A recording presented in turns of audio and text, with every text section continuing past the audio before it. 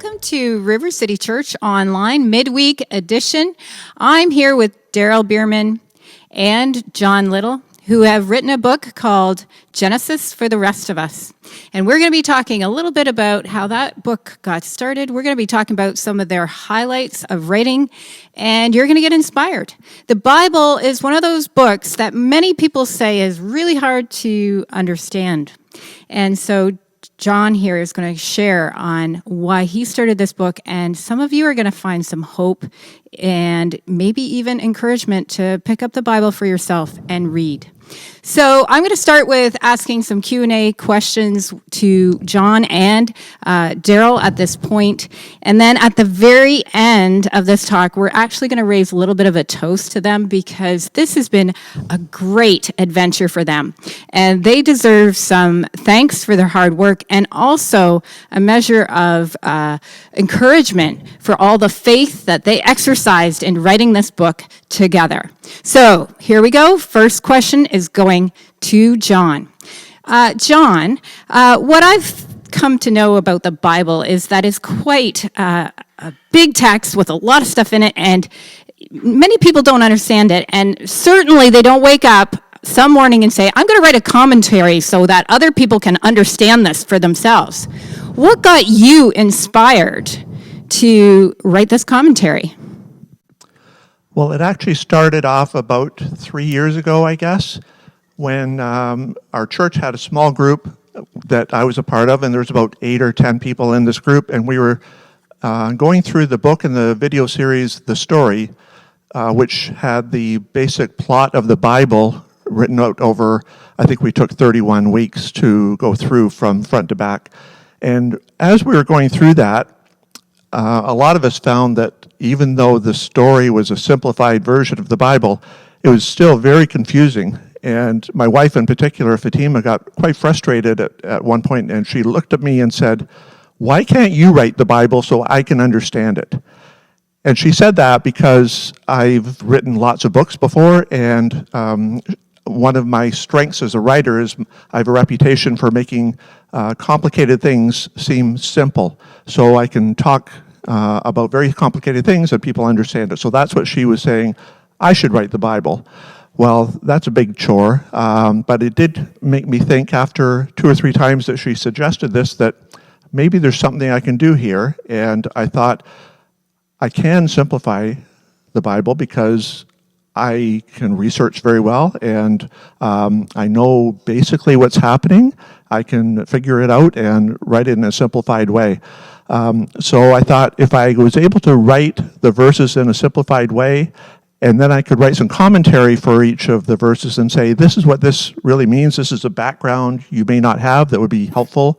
This is who this person is talking about. This is what this place is. Add in some humor and some pop culture to tie it to today and to try and get the reader really interested in it. I thought that could be a pretty good book.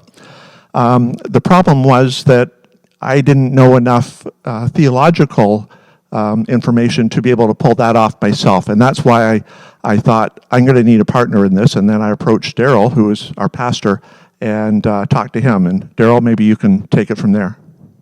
So yeah, when John came to me the first time, it was, Darrell, I'd like to write the Bible. Would you be interested? And obviously, I mean, the Bible's just a gargantuan project to undertake, and so I was kind of hemming and hawing a little bit, and then John said, well, why don't we just commit to Genesis? Would you be willing to work on Genesis with me? And so I said yes to that, and the way the partnership was intended to work would be that John would kind of write the commentary, the linking passages between the Bible texts, paragraphs that we would use. So it was structured like the story. For those of you who are part of River City, who are in those small groups that looked at the story, there's a passage of the Bible, and then there's some commentary on it, and then another passage in the Bible. And in the commentary, it seeks to answer questions that would be raised in the mind of the reader when they're reading the scripture. So John was the trailblazer. He was the one who wrote the commentary based on his understanding of those scripture passages. And while he was doing that, then as per his request, I was translating from the original Hebrew so the Old Testament was written in Hebrew. And so I went back to, my seminary days, and I resurrected all of those translation skills. And Genesis has 50 chapters, and the average number of verses per chapter is 31. And so I would translate verse by verse, word by word, and while I was doing that, John was writing the commentary. And after I finished the translation, then I would compare it with 4 Bible translations just to see how accurate mine was in light of these other translations put together by translation committees, plus 1 inspiration. So I cross-referenced the NIV, the New International Version, the NLT, the New Living Translation, the ESV, the English Standard Version, and the ERV, the Easy to Read version. And then for the inspiration, I also looked at the Message, which is popularly loved, and it was written by Eugene Peterson. So I would translate it, I would cross-reference it with those, and then John would get me his commentary, and then he already had done a bit of translating. He would most times default to the New Living Translation, which is pretty accessible for people who don't have a lot of Bible knowledge, and it's quite conversational.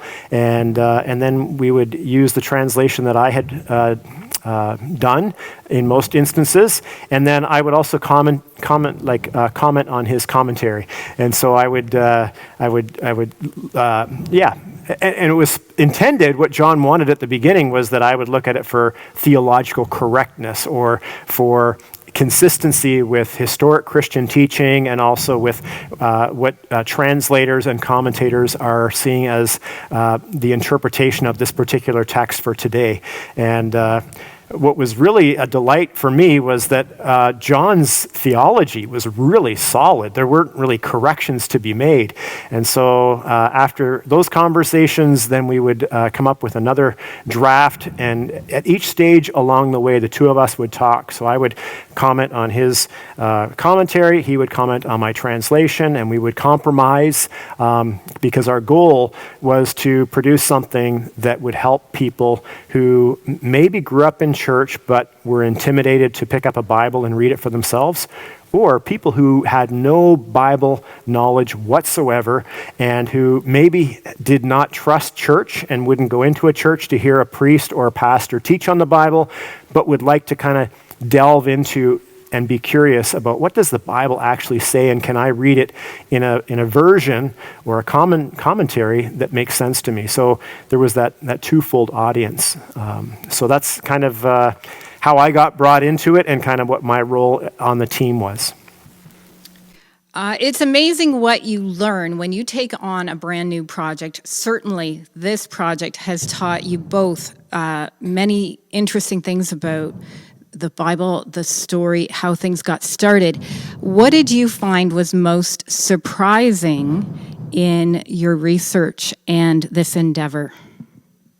I think to me the most surprising thing was that even though Genesis was written, 2,500 years ago or something like that, there's so many human stories in Genesis that really struck home and that would be totally applicable today. We would look at these, and they're quite dramatic stories all the way through the Bible. There's stories about love and hate and sex and backstabbing and all kinds of drama, and there's heroic things that happen, and there are things that you look at and you say, how could you do that? There are disappointments.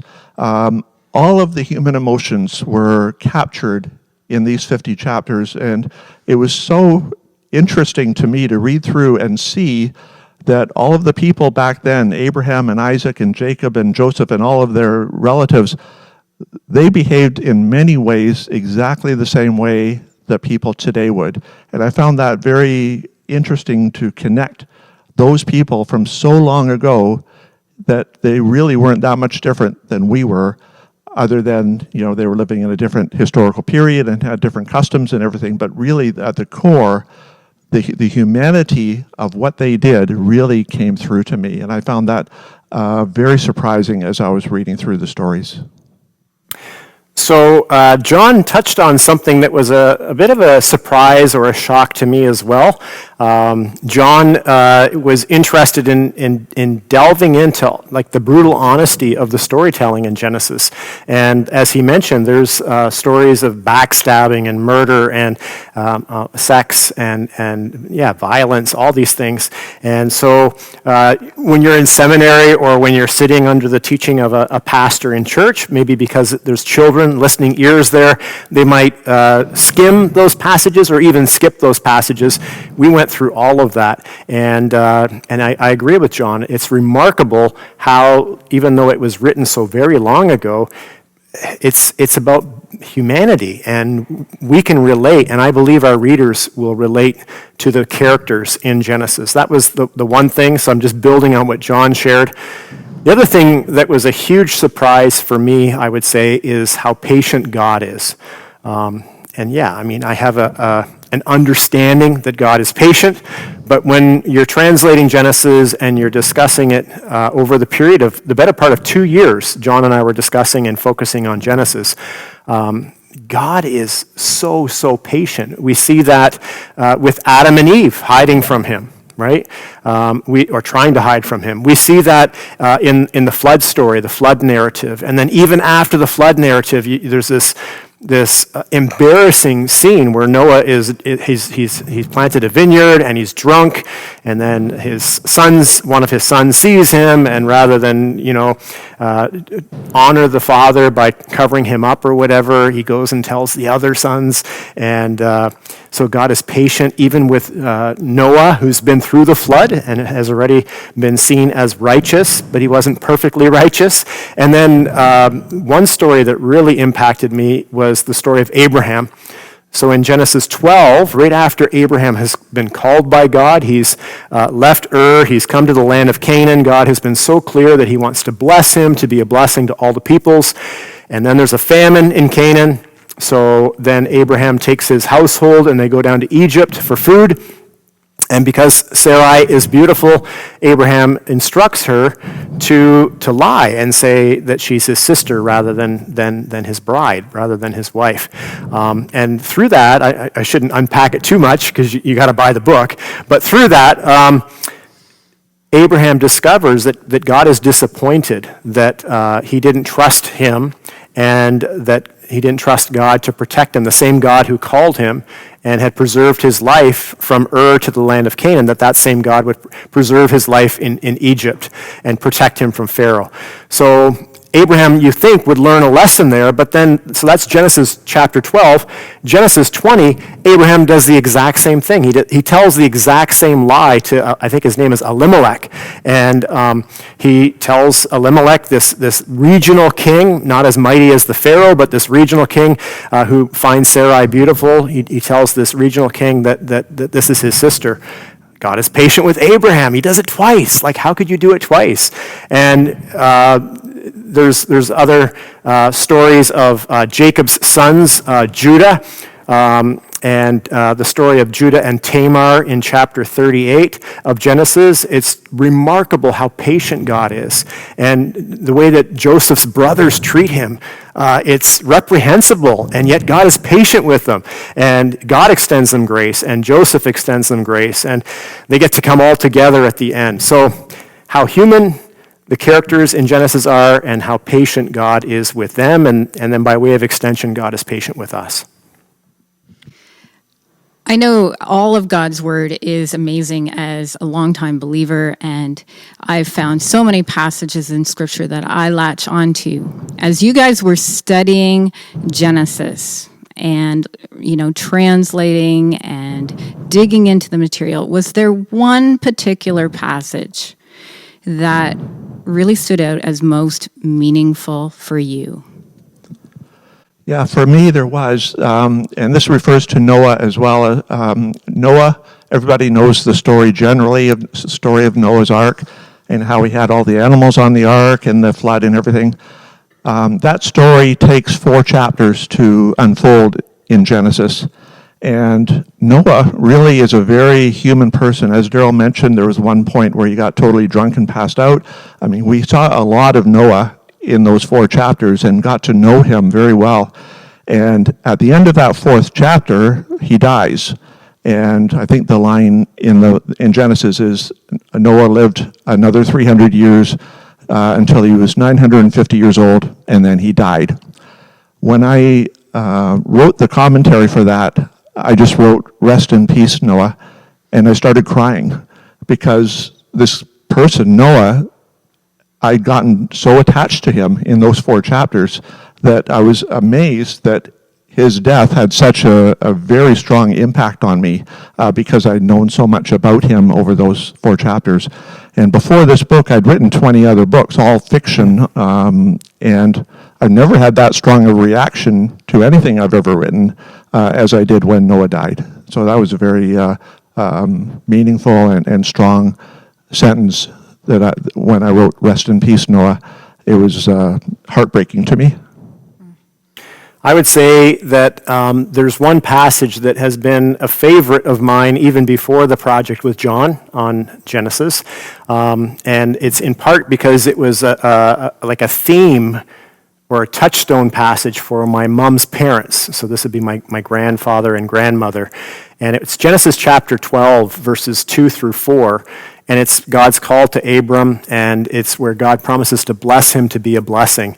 And I just really feel that as God's child through Jesus Christ, through faith in Jesus Christ, that I'm blessed by God to be a blessing. So I feel that call, and when I was translating that passage, what God said to Abraham, or to Abram, I feel that that's being directed to me as well. So there's a sense of responsibility. There's a burden, but not in a negative way, but in a sense like, all of these blessings that I've passed on to you are not just for you. I'm the God that loves the world, and I want those blessings to get communicated and transferred to other people through you. So that was, for me, the most powerful passage and the most powerful character. John talked about not wanting the story of Noah to end. For me, Joseph. I came to love Joseph more through this project with John than ever before. So you've got Abraham, and then you've got his son Isaac, and then you've got the son Jacob, and then you've got the son Joseph. That's kind of how the story, those are the people that they focus on. And Joseph endured so much. We're preparing this during this coronavirus, during this pandemic, and we've all of us have had to adjust to a new normal, and there are changes that we're encountering all the time in how we live. Joseph had the rug pulled out under his life multiple times, and by God's grace and his commitment to integrity, he rose up to the surface in leadership wherever he landed. And so I want to be resilient like Joseph. So the character Joseph was my favorite to focus on in this project. I understand that this book is doing well on Amazon, and it is available there for purchase. Just research Genesis for the rest of us. And it's doing really well, so I have a question to our 2 authors. Will you be doing this again? And what's the next book you plan to do? Well, my original plan was to do the whole Bible, and originally I thought that would take 17 volumes to go through the 66 books of the Bible. And as I was writing Genesis and realized how long it was going to be, I wondered if I was going to live long enough to do that, but we'll see.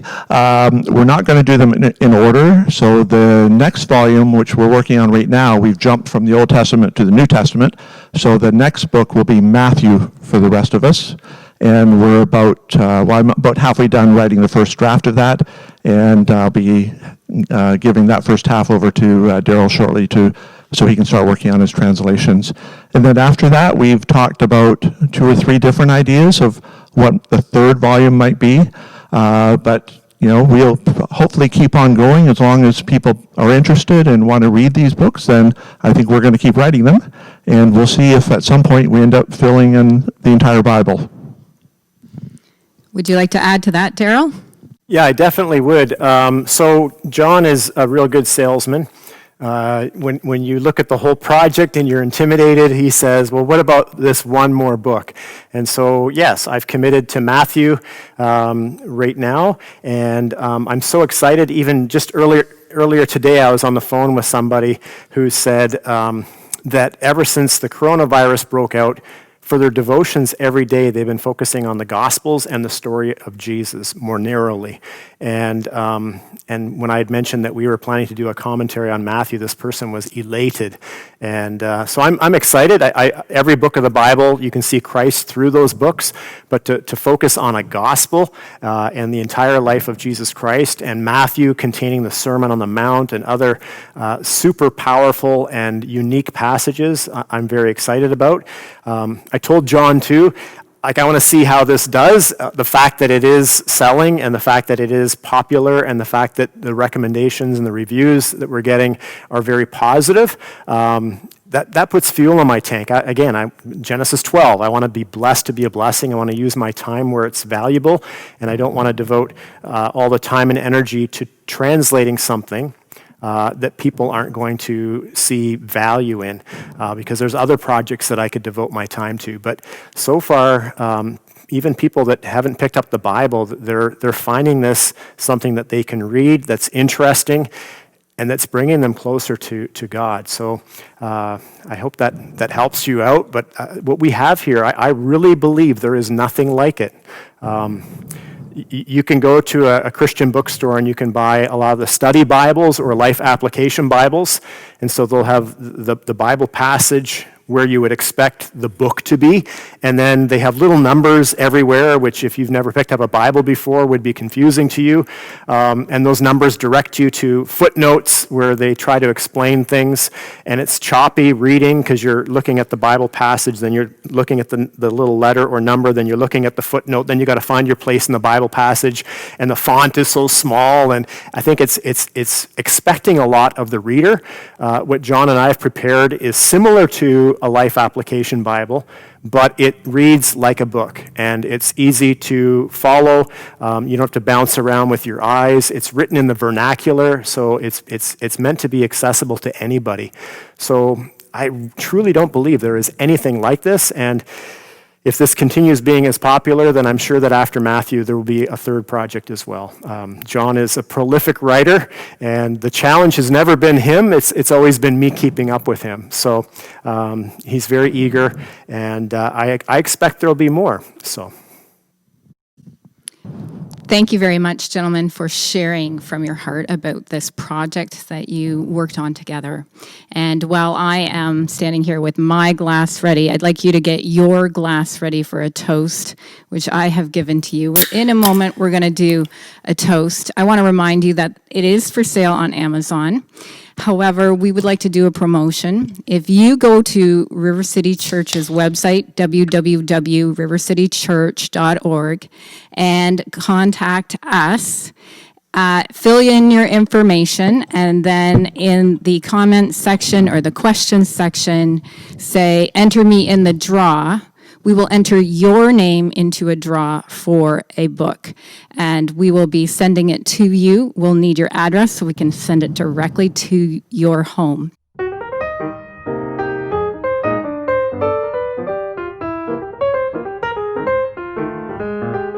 Right, so guys, I hope you've got your glass ready. And first, I'd like to give a toast out to John. Now, John, you have inspired our family. Our church family, River City Church, has never had anybody write an entire book of this nature.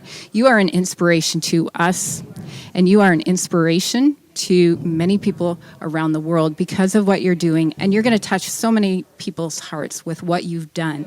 So our first toast goes out to John, and if you want to raise an imaginary glass, let's toast to John. To John. To John. The second toast that I have is going to go to Darrell. Now, Darrell is our pastor, and if there's somebody I know who's a champion for his sheep, it's Darrell. He likes to see us exercise our gifts, and he's all about that, whether we have a gift for writing, for speaking, for teaching, for welcoming or folding in this church. He does whatever he can to encourage us and anyone who is leading other people in the church, like the staff, to encourage other people in their gifts. And if there's one thing that this project says to me is that Darrell gets behind his sheep and helps them to exercise their gifts. Would you raise a toast, imaginary, to Darrell. Thank you. Darrell.